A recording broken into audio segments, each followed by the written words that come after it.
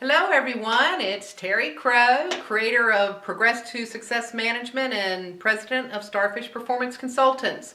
Welcome to video 3 of our second week of Progress to Success online training and coaching program.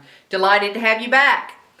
For those of y'all who just got started on this video, we are going to be covering the third and the fourth pillars that are the foundational concepts associated with the Manage Yourself domain.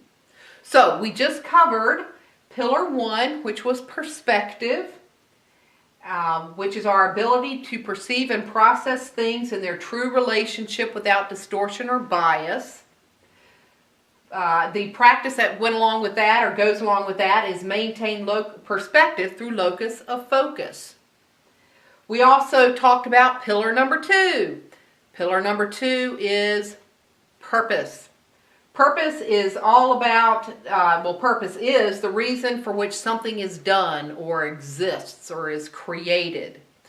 Purpose evolves, it changes. And the practice that goes along with purpose is direct intentions and actions toward purpose. Purpose that is within us, that helps us reach our highest level of potential and calling.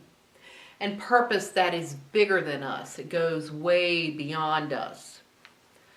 So, those are the first 2 pillars. We have 2 to go for the personal pillars part. Okay. Ooh. Pillar number 3 is all about managing yourself using principles. Principles.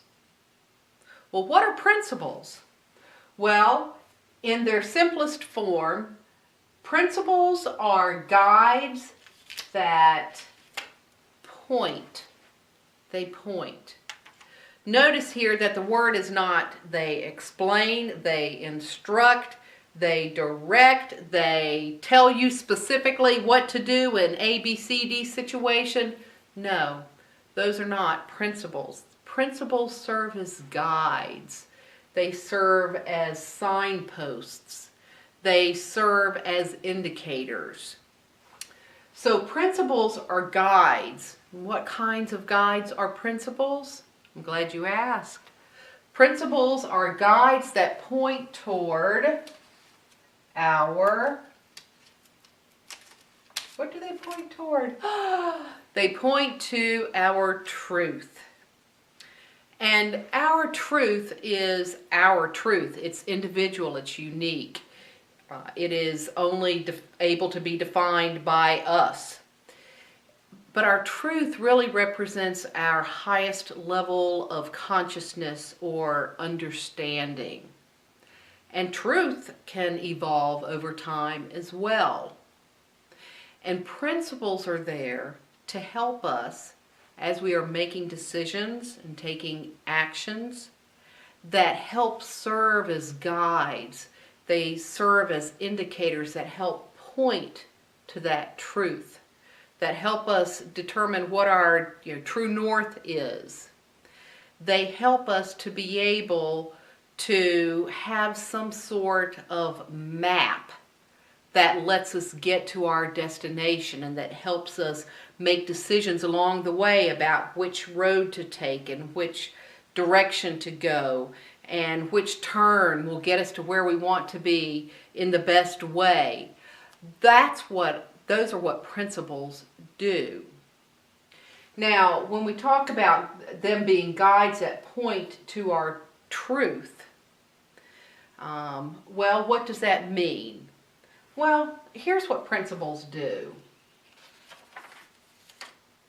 They really help us to do 3 things. And you may find along the way through this training, there's certain words and key concepts that we just keep coming back to. And the reason we keep coming back to them is because they matter. They're important. They make a difference. And so you'll see some of those words here. When we talk about principles, they point to our truth.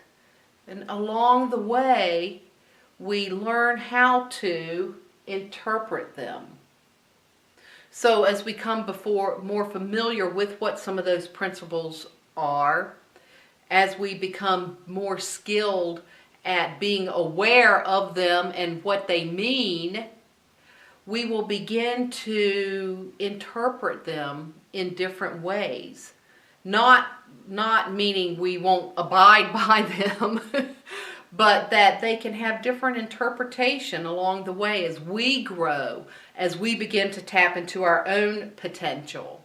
We will be able to interpret those principles along the way. We will be able to apply them to our growth and to situations along the way as well. So principles are not meant to be just high up in the sky sorts of big picture concepts. They're meant to be interpreted and applied in our day-to-day living, in our day-to-day activity and actions. One last key really important part here is that as we are interpreting principles and as we are applying them, that we make sure that they stay in alignment with our ways and our views and our values. And our brains are actually wired for purpose. Our brains have these structures and hierarchies that get set into place, and our principles and values and beliefs serve as the foundation of how our brains are actually structured. Now, the difference between values and beliefs are that values and beliefs can change and be tweaked and modified along the way. But principles, even though we may interpret them and apply them differently in different circumstances, principles are universal. Principles are indivisible. Principles are always in operation. So whether or not we choose to make decisions and take actions that are in alignment with principles, the principles are in operation anyway. They're in operation anyway.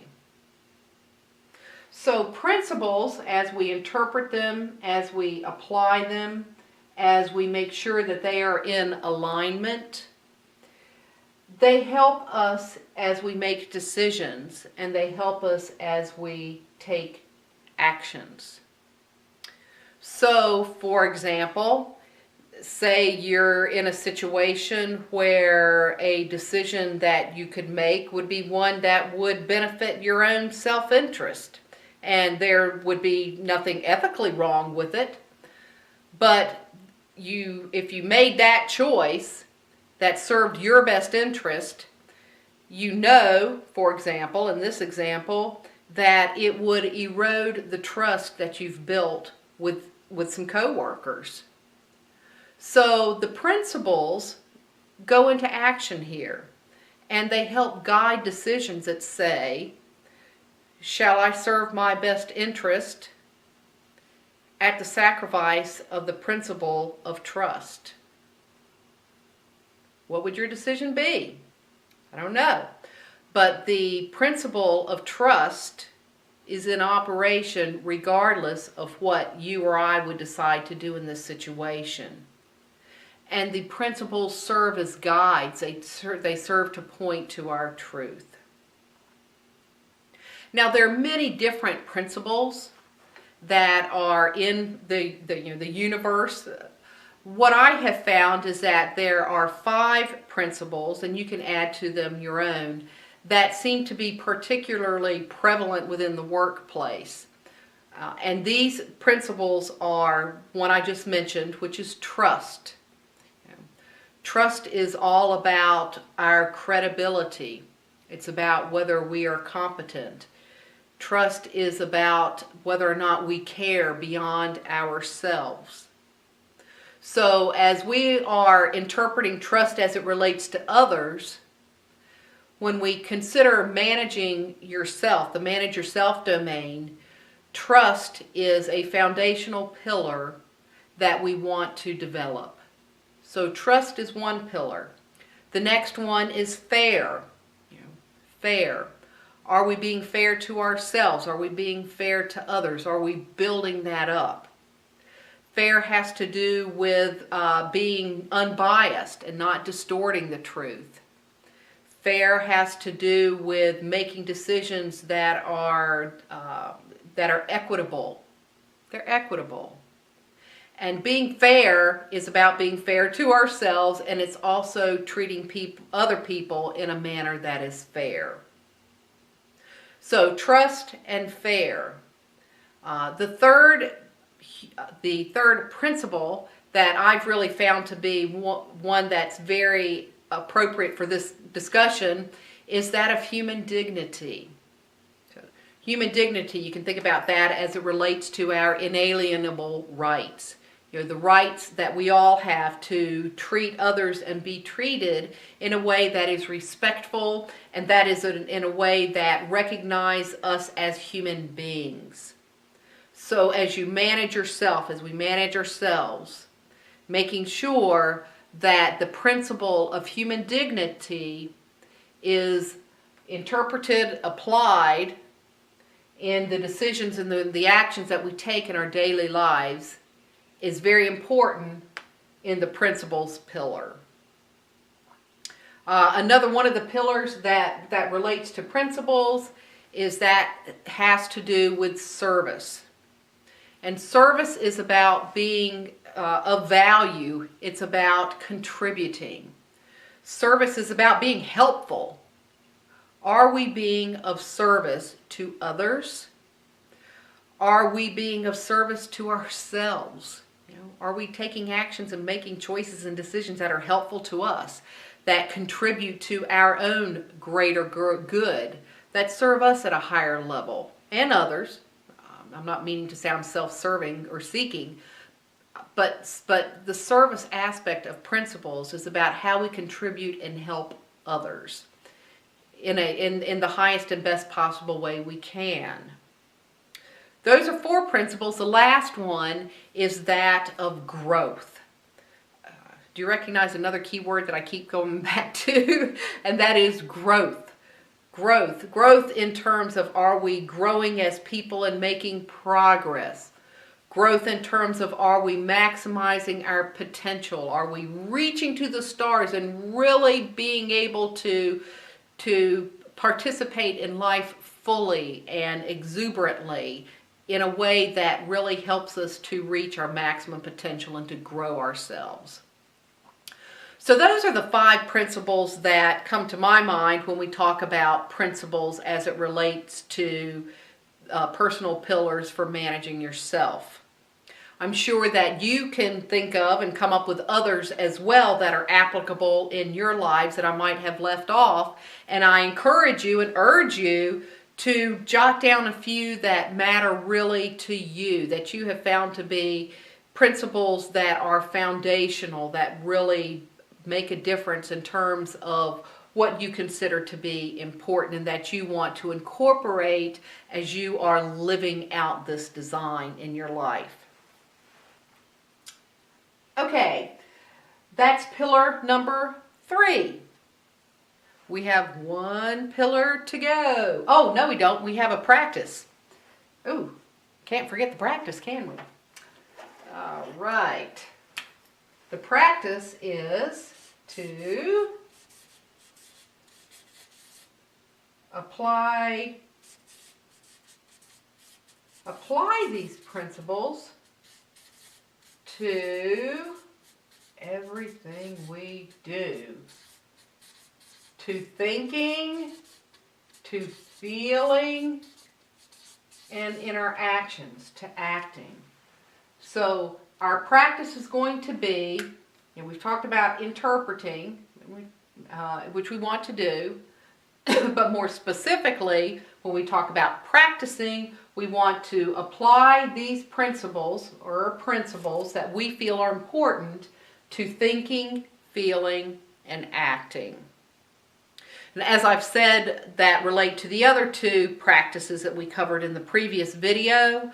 When you get the coaching call and the materials that go along with it this week, you'll be able to dig down deeper, and we'll talk more about how to specifically apply these practices as you begin to master your ability to manage yourself. Pillar number 3. Okay, now we have one more pillar to go. This is, oh my goodness, what an important pillar this pillar is.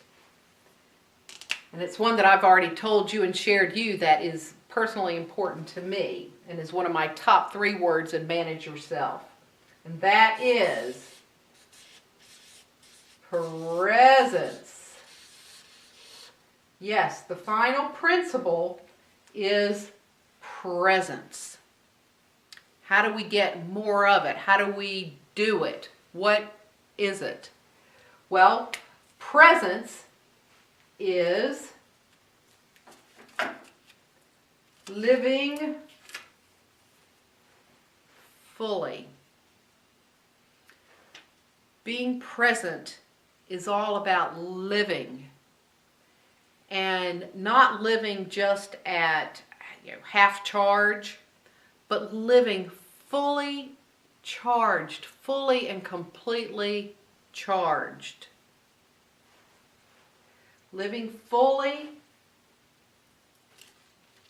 and living fully in the now. It isn't about living in the past. It isn't about future hopping where we're stuck in what might happen. Being present is about living fully now, which is really the only place that we can make an impact or take any action or do anything in anyway, right? And yet we spend so much time and expend so much energy being other directed and being in other places that aren't right now. So this fourth pillar is about living fully in the now, and we do it in a way, with complete acceptance. Wow, that's not always easy to do. I certainly know that from my own personal experience. I might desire and do to live fully in the now. Sometimes acceptance is something, not sometimes, acceptance is something that I continually must work on to accept situations that come to me and to accept them exactly as they are. It doesn't mean I'm going to like them. It doesn't mean that I'm not going to want to take actions to adjust or modify them. However, it does mean that whatever they are, for me to be living in the present means that I have to accept whatever it is in the moment just as it is right now. And the better that we are able to do this, the better that when we are able to be fully present, living fully in the now with complete acceptance, the better and more serene we will be in living our lives, and the more effective we'll be in this domain of manage yourself. Be present. Be present. Be fully present and alive. So, how do we do that? Well, I have some suggestions here. And the first is that we live fully in the now with acceptance in a complete way, in a whole way. What that means is that we bring ourselves into whatever situation fully and completely. We don't leave anything out. We are whole. In this world that we live in now, where there are 800 million distractions, in this world where we seem to be so focused on multitasking, in finding ways to be 800 million different places at one time, it really detracts from our ability to be present, to be in the moment, and to be with whomever we are in a complete, full, and entire way, It's a real gift. If you've ever been with someone who you know is fully present with you completely and entirely, what a gift it is. It's something that I really strive to do, and to be present wherever I am, completely. The second part about this is that we are intending to be authentic along the way. We can tell when someone is with us and they're acting in a way or behaving in a way or giving off some sort of energy or vibe or whatever, and they're not genuine, they're not real. We can feel it, we can sense it, and it's a real turn off. In just the same manner as someone who's distracted and in other places, I referred to earlier, they're at Kroger, or they're at the beach, or they're anywhere except in the moment with you. Someone who is authentic versus not authentic, we sense it, we feel it, we know it. Complete, authentic. Mindful. What does that mean? Well, when we are mindful, it means that we are able to be present in a certain way. And in fact, there are certain practices of mindfulness and mindful meditation.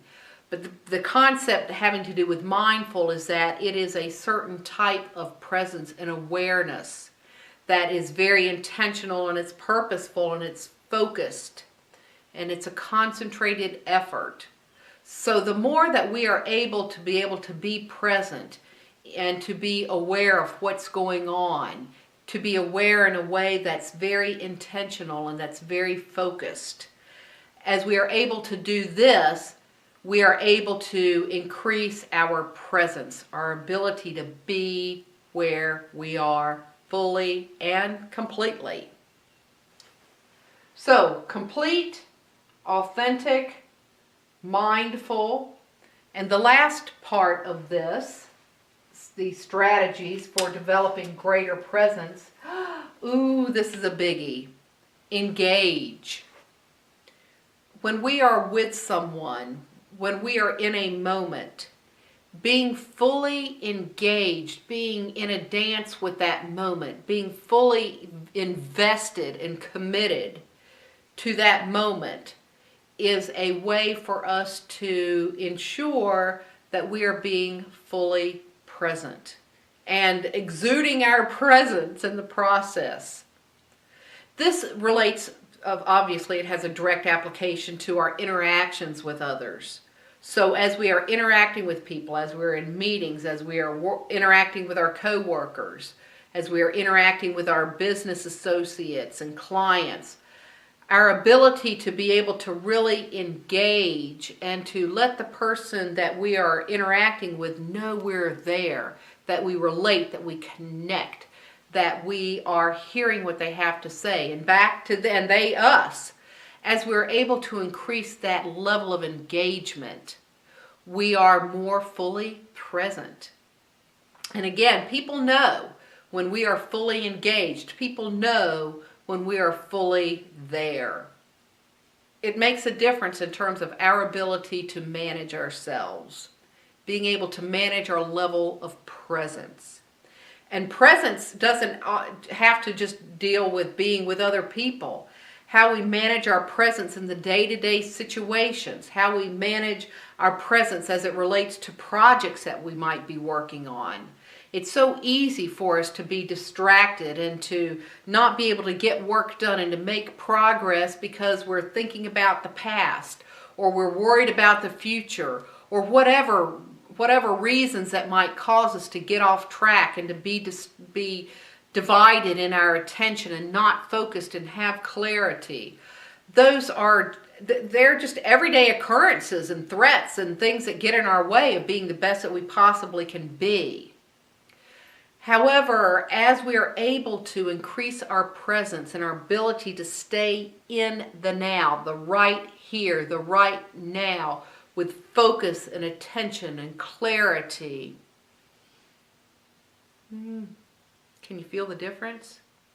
I can, and it makes all the difference. It makes all the difference. So I've said this before, presence is one of my number one words that I try to incorporate in this manage yourself domain. So when we talk about this, complete, which is C, authentic, which is A, mindful, which is M, and engage, which is E, you have C-A-M-E. That helps me remember it because it's like I came into presence. I came into presence. So these are ways that you can practice presence. In addition, when we get to our coaching call, I'm going to show you the specific practice that goes along with this. We'll go into this in a little more detail.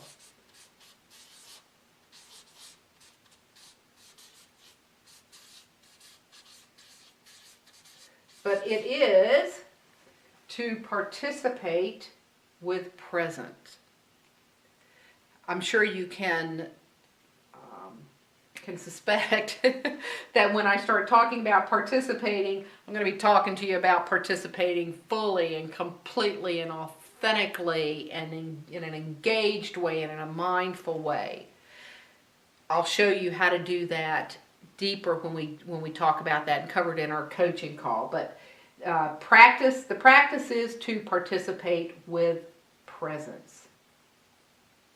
Okay, those are the last two of the four pillars that are associated with the foundational personal pillars of manage yourself.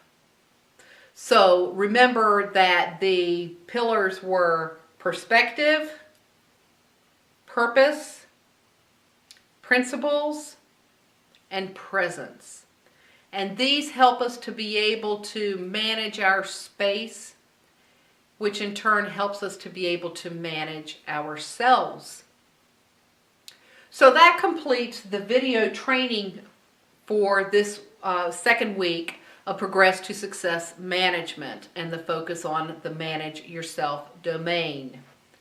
Be on the lookout in your email, your inbox, for another piece of communication from me that will include the materials and the coaching call for the remainder of this week, number 2.